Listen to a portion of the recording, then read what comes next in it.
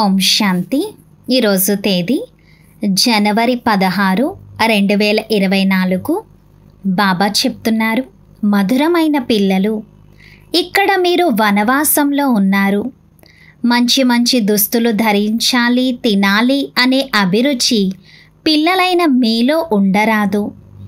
చదువు మరియు క్యారెక్టర్పై పూర్తి గమనం ఇవ్వండి. బాబా ఈరోజు ప్రశ్న అడుగుతున్నారు, జ్ఞాన రత్నాలతో సదా సంపన్నంగా ఉండేందుకు సాధనము ఏమిటి? జవాబు, ఆ రత్నాలను ఎంతెంతగా ఇతరులకు దానం చేస్తారో అంత స్వయం నిండుగా ఉంటారు. ఎవరైతే విని ధారణ చేస్తారో, విన్న దానిని ఇతరులకు దానము చేస్తారో వారే తెలివైన వారు. బుద్ధి రూపీ జోలెలో రంధ్రములు ఉంటే అది ఖాళీ అయిపోతుంది, ధారణ జరగదు. కావున నియమానుసారము చదువును చదవాలి. పంచ వికారాల నుండి దూరంగా ఉండాలి. రూపము మరియు సుగంధము కలవారిగా అనగా జ్ఞానయోగులుగా అవ్వాలి. ఓం శాంతి. ఆత్మిక తండ్రి ఆత్మిక పిల్లలకు అర్థం చేయిస్తున్నారు. ఆత్మిక తండ్రి కూడా కర్మేంద్రియాల ద్వారానే మాట్లాడతారు. అలాగే ఆత్మిక పిల్లలు కూడా కర్మేంద్రియాల ద్వారానే వింటారు. ఇది కొత్త విషయము. ప్రపంచంలో మనుష్య మాతృలెవ్వరూ ఈ విధంగా చెప్పలేరు. మీలో కూడా నెంబర్ వార్ పురుషార్థానుసారమే అర్థం చేయిస్తారు. టీచర్ చదివించినప్పుడు విద్యార్థుల రిజిస్టర్ వారి చదువును చూపిస్తుంది. రిజిస్టర్ ద్వారా వారి చదువు మరియు నడవడికలను గురించి తెలిసిపోతుంది. ముఖ్యమైనవి చదువు మరియు నడవడిక. ఇది ఈశ్వరీయ చదువు. దీనిని ఇంకెవ్వరూ చదివించలేరు. రచయిత మరియు రచనల ఆది మధ్యాంతాల జ్ఞానము అనగా సృష్టి చక్ర జ్ఞానము ఉంది.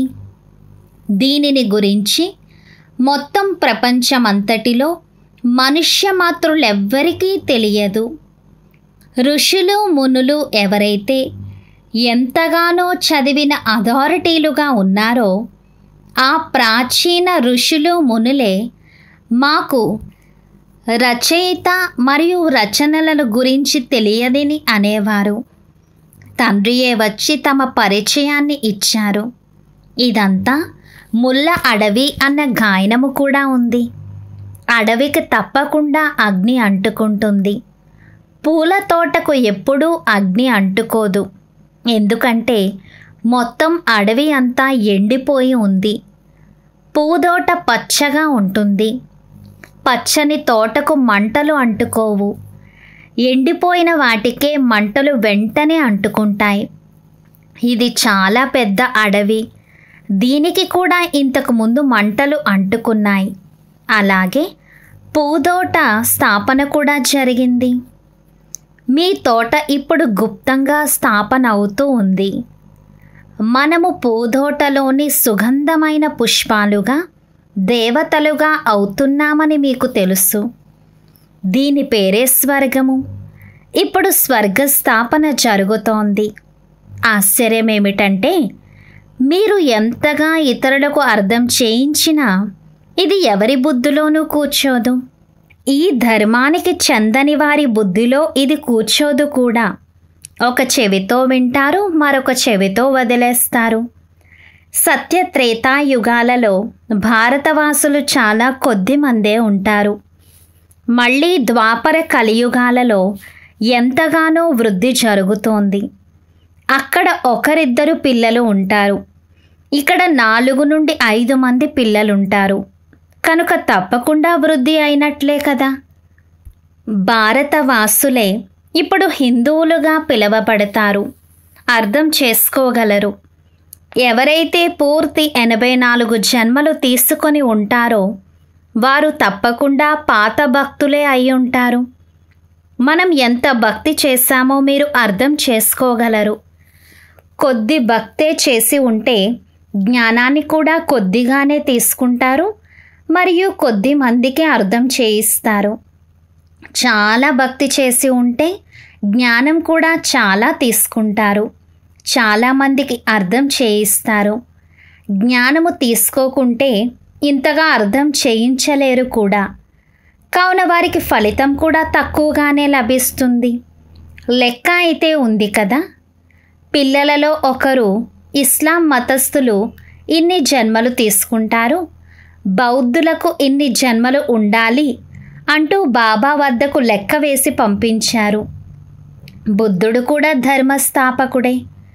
అతని ముందు బౌద్ధ ధర్మం వారు ఎవ్వరూ లేరు. బుద్ధుని ఆత్మ ప్రవేశించింది, తాను బౌద్ధ ధర్మాన్ని స్థాపించింది. ఆ తరువాత ఆ ఒక్కరి నుండి వృద్ధి జరిగింది. అతడు కూడా ఒక ప్రజాపితయే. ఒక్కరి నుండి ఎంతగా వృద్ధి జరుగుతుంది. మీరైతే కొత్త ప్రపంచంలో రాజుగా అవ్వాలి. ఇక్కడ అయితే మీరు వనవాసంలో ఉన్నారు. ఇక్కడ మీకు ఏ వస్తువుపై అభిరుచి ఉండరాదు. మేము మంచి దుస్తులు మొదలైనవి ధరించాలి అన్న భావన కూడా దేహాభిమానమే. ఏది లభిస్తే అది మంచిది. ఈ ప్రపంచమే కొద్ది సమయం ఉంటుంది. ఇక్కడ మంచి బట్టలు ధరిస్తే అక్కడ తగ్గిపోతుంది. ఈ అభిరుచిని కూడా వదిలేయాలి. ముందు ముందు పిల్లలైన మీకు వాటంతకవే సాక్షాత్కారాలు జరుగుతూ ఉంటాయి. మీరు స్వయం అంటారు, వీరు చాలా మంచి సేవ చేస్తున్నారు, అద్భుతము. వీరు తప్పకుండా ఉన్నతమైన నెంబర్ను తీసుకుంటారు.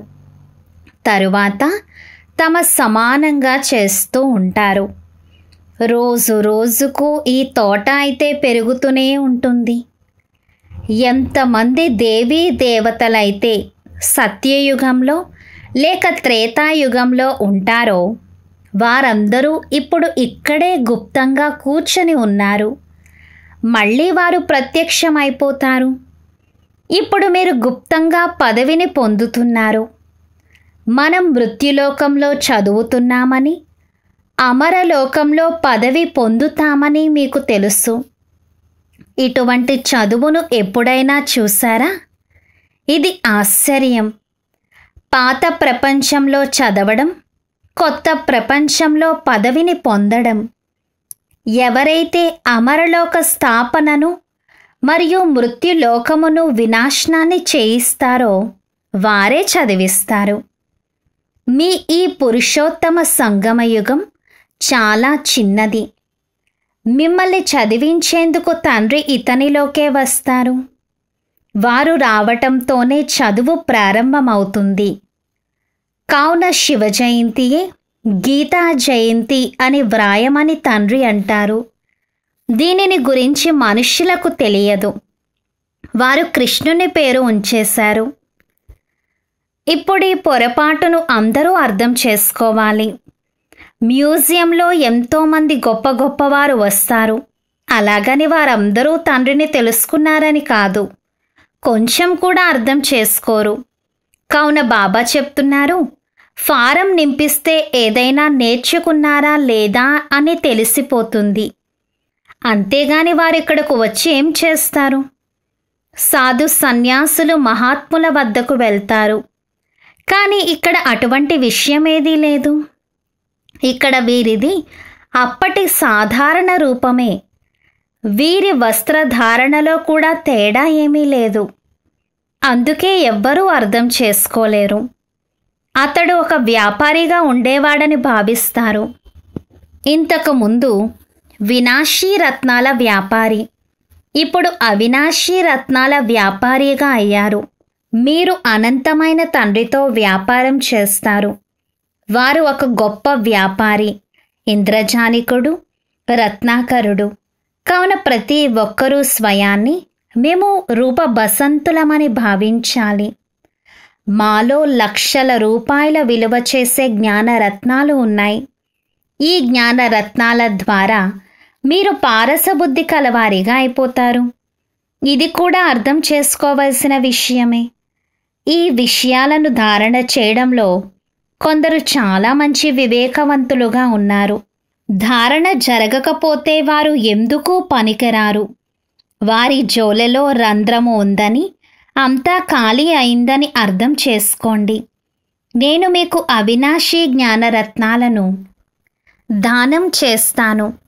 మీరు వాటిని దానం చేస్తూ ఉన్నట్లయితే నిండుగా అవుతూ ఉంటుంది.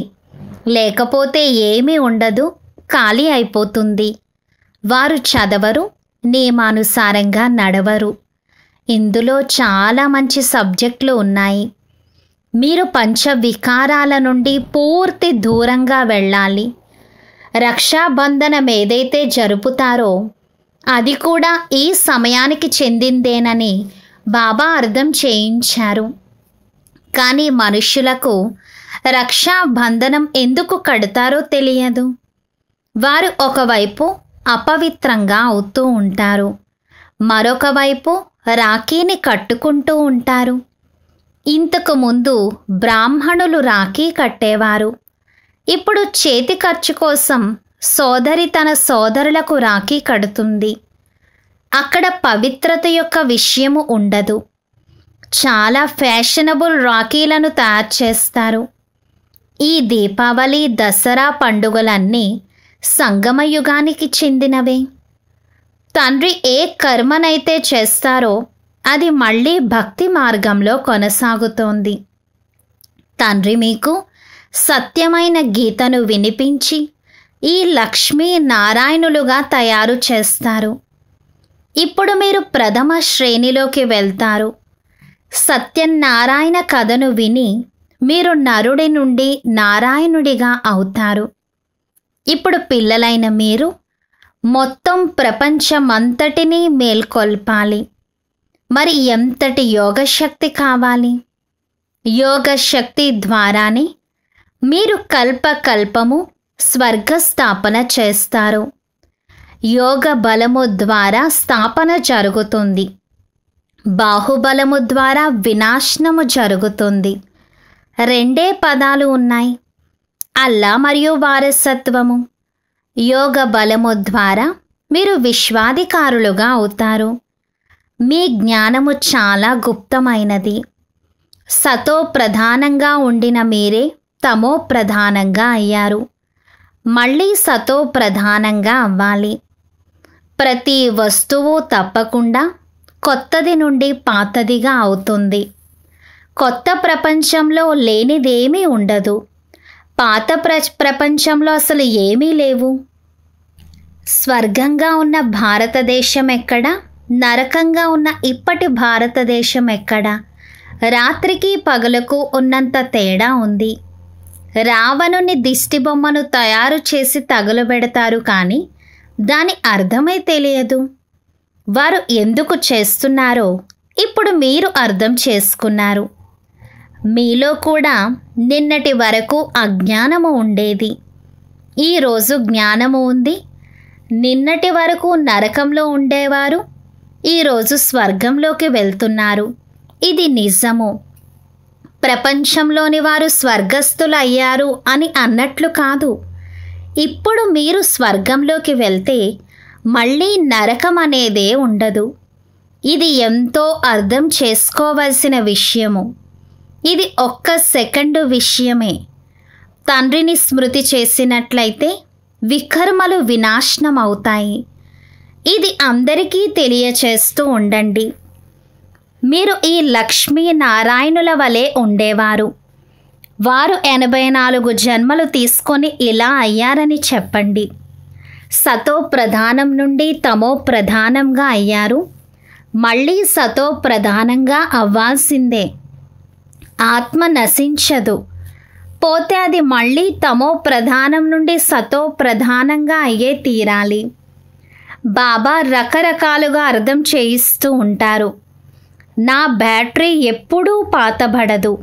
స్వయాన్ని కేవలం బిందు స్వరూప ఆత్మగా భావించండి అని మాత్రమే తండ్రి చెప్తారు. వీరి ఆత్మ వెళ్ళిపోయిందని అంటారు. కావున ఆత్మ సంస్కారాల అనుసారము ఒక శరీరాన్ని వదిలి ఇంకొక శరీరాన్ని తీసుకుంటుంది. ఇప్పుడు ఆత్మలు ఇంటికి వెళ్ళాలి. ఇది కూడా డ్రామాయే. సృష్టి చక్రం పునరావృతం అవుతూనే ఉంటుంది. చివరిలో ప్రపంచంలో ఇంతమంది మనుష్యులు ఉన్నారని లెక్క వేసి చెప్తారు. ఇందరు ఆత్మలు ఉన్నారు అని ఎందుకు అనరు? పిల్లలు, మీరు నన్ను ఎంతగా మర్చిపోయారు అని తండ్రి అంటారు. మళ్ళీ నేనే వచ్చి అందరి కళ్యాణము చెయ్యాలి. అందుకే తండ్రిని పిలుస్తారు. మీరు తండ్రిని మర్చిపోతారు, కానీ తండ్రి పిల్లలను ఎప్పుడూ మర్చిపోరు. తండ్రి పతితులను పావనంగా తయారు చేసేందుకే వస్తారు. ఇది గోముఖము, అంతేకాని ఎద్దు మొదలైన వాటి విషయమే లేదు. ఇతడు భాగ్యశాలి రథము. శివబాబా నన్ను అలంకరిస్తారని ఈ బాబా పిల్లలైన మీకు చెప్తున్నారు. ఇది పక్కాగా గుర్తుండాలి. శివబాబాను స్మృతి చేస్తే ఎంతో లాభం ఉంటుంది. తండ్రి మనల్ని ఈ బ్రహ్మ ద్వారా చదివిస్తారు, కావున ఇతన్ని స్మృతి చేయరాదు. సద్గురువు ఒక్క శివబాబాయే. వారికే మీరు బలిహారం అవ్వాలి. ఇతడు కూడా వారికే బలిహారం అయ్యారు కదా. నన్నొక్కరినే స్మృతి చెయ్యండి అని తండ్రి అంటారు. పిల్లలు సత్యయుగ పూల ప్రపంచంలోకి వెళ్తారు. మరి ఈ ముళ్ళపైన వ్యామోహం ఎందుకుండాలి? 63 జన్మలు భక్తి మార్గపు శాస్త్రాలను చదువుతూ పూజలు చేస్తూ వచ్చారు. మీరు పూజ కూడా మొదట శివబాబాదే చేశారు. అందుకే సోమనాథ మందిరాన్ని నిర్మించారు. మందిరాలు రాజులందరి ఇళ్లల్లోనూ ఉన్నాయి. ఎన్ని వజ్ర వైడూర్యాలు ఉండేవి. ఆ తర్వాత వచ్చి దాడి చేశారు. ఒక్క మందిరం నుండే ఎంత బంగారము మొదలైనవి దోచుకొని వెళ్ళారు. మీరు అంతటి ధనవంతులుగా, విశ్వాధిపతులుగా అవుతారు. ఇతడు ధనవంతునిగా ఉండేవాడు, విశ్వాధిపతునిగా ఉండేవారు. కానీ వారి రాజ్యం ఎన్నాళ్ళ క్రితం ఉండేదో ఎవ్వరికీ తెలియదు. తండ్రి అంటున్నారు, 5000 సంవత్సరాలయ్యింది. 2500 సంవత్సరాలు రాజ్యం చేశారు. మిగిలిన 2500 సంవత్సరాలలో ఎన్నో మఠాలు, మార్గాలు మొదలైనవి వృద్ధి చెందుతాయి. మమ్మల్ని అనంతమైన తండ్రి చదివిస్తున్నారని పిల్లలైన మీకు చాలా సంతోషం ఉండాలి. అపారమైన ఆస్తి లభిస్తుంది. సముద్రం నుండి దేవతలు వెలువడి పళ్ళాలలో రత్నాలు నింపి ఇచ్చినట్లుగా చూపిస్తారు.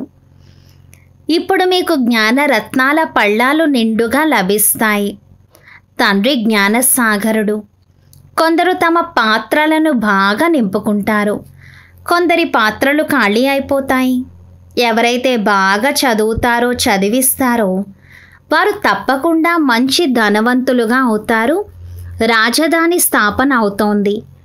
ఇది డ్రామాలో నిశ్చితమై ఉంది. ఎవరైతే బాగా చదువుతారో వారికే స్కాలర్షిప్ లభిస్తుంది. ఇది అవినాశి ఈశ్వరీయ స్కాలర్షిప్. అది వినాశి. మెట్ల వరుస చిత్రం చాలా అద్భుతమైనది. 84 జన్మల కథ ఉంది కదా. మెట్ల చిత్రం ట్రాన్స్లేట్ చిత్రాన్ని ఎంత పెద్దగా తయారు చేయాలంటే అది దూరం నుండే చాలా స్పష్టంగా కనిపించాలి.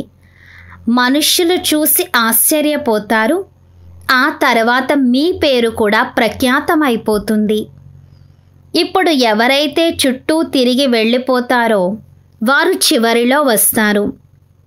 2-4 సార్లు చుట్టూ తిరిగి భాగ్యంలో ఉంటే నిలిచిపోతారు. దీపమైతే ఒక్కటే, మరి ఇంకెక్కడికి వెళ్తారు? పిల్లలు చాలా మధురంగా అవ్వాలి. ఎప్పుడైతే యోగంలో ఉంటారో అప్పుడు మధురంగా అవుతారు. యోగము ద్వారానే ఆకర్షణ కూడా కలుగుతుంది. ఎంతవరకు ఈ త్రుప్పు తొలగిపోదో ఆకర్షణ కూడా కలగదు. ఈ మెట్ల రహస్యాన్ని ఆత్మలందరికీ తెలియచేయాలి. మెల్లమెల్లగా నెంబర్ వారీగా అందరూ తెలుసుకుంటూ ఉంటారు. ఇదంతా ఒక డ్రామా. ప్రపంచ చరిత్ర భూగోళం పునరావృతం అవుతూ ఉంటుంది. ఎవరైతే ఈ విషయాలను అర్థం చేయించారో వారిని స్మృతి చెయ్యాలి కదా. తండ్రిని సర్వవ్యాపి అని అంటారు, కానీ అక్కడ మాయ సర్వవ్యాపిగా ఉంది. ఇక్కడ తండ్రి ఉన్నారు, ఎందుకంటే వారు ఒక్క క్షణంలో రాగలరు. బాబా వీరిలో కూర్చొని ఉన్నారని మీరు భావించాలి. చేసి చేయించేవారు కదా, వారు చేస్తారు మరియు చేయిస్తారు కూడా. పిల్లలకు డైరెక్షన్ ఇస్తారు, అలాగే వారు స్వయం కూడా చేస్తూ ఉంటారు. వారు ఈ శరీరంలో ఏం చేయగలరో ఏం చెయ్యలేరో లెక్క వేయండి.